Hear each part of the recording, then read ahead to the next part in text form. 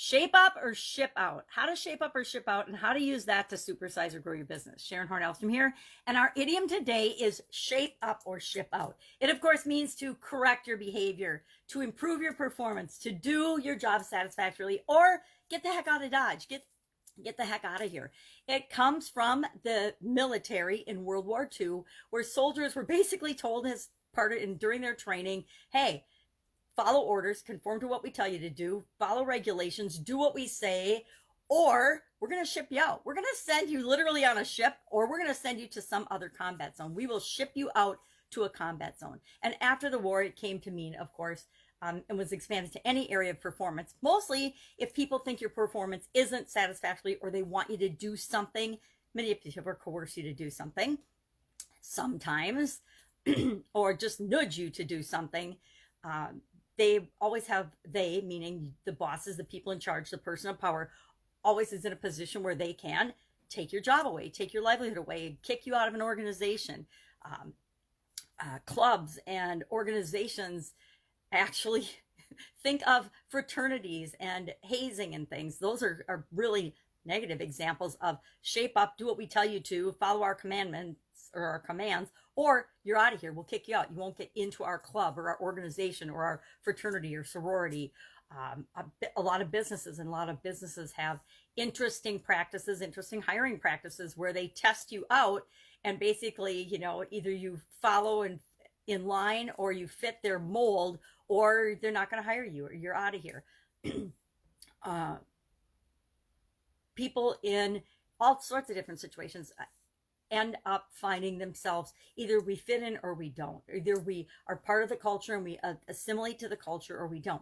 A lot of people in the United States feel that way about immigration, about people that come here to America. They believe, and I'm not either way on this, but some people believe that people that come to this country should find a way to assimilate and fit into the country. For example, if you come and you speak a foreign language, many people believe you should learn how to speak English so you can communicate with the people that are already living here. I think many countries and many different parts of the world have that expectation. I know if you go to France, you better speak French or people will treat you differently. I remember my dad telling us girls that years ago when he used to travel to France, because he always had to travel with an interpreter because he didn't speak French. He just didn't have a foreign language under his belt, and he didn't speak French. So that was one of the only countries he would say that people treated him differently because he could not speak the language. But I think there's probably, you find pockets of that in every country in the world.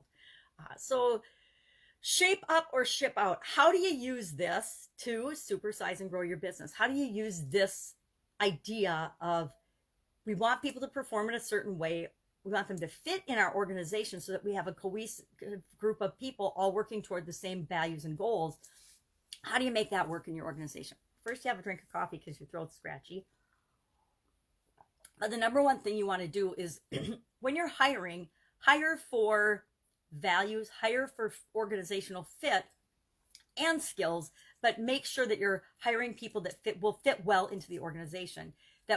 Now, a diverse group of people. I am of the mind that diverse organizations are always going to perform in a superior way to organizations that aren't diverse. So when I say fit, find different types of, have your criteria include diversity and make sure that that's included. But make sure that when you're hiring and when you're talking to people and when you're communicating with people on a daily basis, that there are clear expectations set. This is the behavior, this is the performance, this is the skills we expect you to bring to the job. These are all of our expectations. One of the first things I ever did or do on a new job was sit down with the people that were going to be reporting to me, and we would have a clear back and forth discussion on expectation sharing. This is what I wanted to know. What did they expect of me as the business owner or as the person that was supervising them? And then I wanted to share what I expected from them, how I expected them to communicate with me, how I expected them to behave, when I expected them to come to me if they needed more resources or help. So the number one thing to think about with respect to shape up and ship out is making sure that expectations are clear, very, very clear, right? and communicated frequently. Same with our vision and our values for our organizations. We want to make sure that we're talking about that a lot, that we're always sharing that, that we're bringing people on board with the visions and the values of the organization. We want to continually be giving people feedback. I am of the mind that no one should ever go to a formal performance review or performance appraisal and be surprised by anything that comes up in that discussion. To me, feedback needs to be continuous, just like continuous improvement, communication and feedback, and letting people know how they're doing, and both positive, right? Mostly positive, and then the things that they can improve on as well, all the time throughout the year, throughout the relationship. Focus on the positives, focus on the things that you want to see in terms of people's behavior and the performance in your organization to be like, and you'll get more of those. And then model, make sure that you are being an example of those things. Model and set the example of those. You can't, just like with kids, you can't say, do as I say, and then do just the opposite. Oh, don't smoke, kids, don't ever drink. And then, you're slurping down a couple of martinis every night as you're, chain smoking. It doesn't work that way. Our children and the people that we interact with will behave in the ways that we model. So follow the golden rule. Treat people the way you want to be treated. Expect the level of performance from the people that are engaging with you that you also exhibit. Or, it's very, it's ridiculous to think that in this day and age, position power, although we're seeing a whole lot of it in the media right now, is valid and okay. We're sophisticated, we're smart as human beings now. We don't fall for all of the nonsense that happens to be trying to be perpetrated in our world right now. And then remember to provide the resources that people need to perform their job properly. One of the biggest challenges I've ever had in corporate America was the lack of resources, in terms of we were expected to perform and do certain tasks, but we didn't have enough resources of different areas, different categories. It wasn't just money.